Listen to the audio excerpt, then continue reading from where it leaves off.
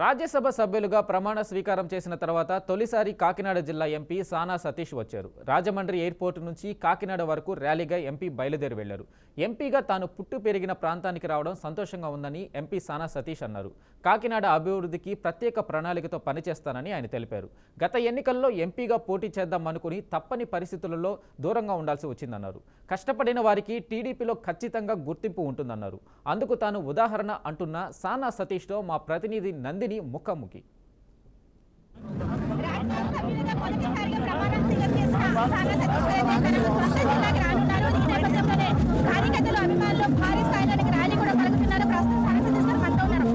చెప్పండి, ఎంతో మంది ఆశావాహులు గుర్తించి మీకు ఎంపీగా అవకాశం కల్పించింది, ఎలా ఫీల్ అవుతున్నారు?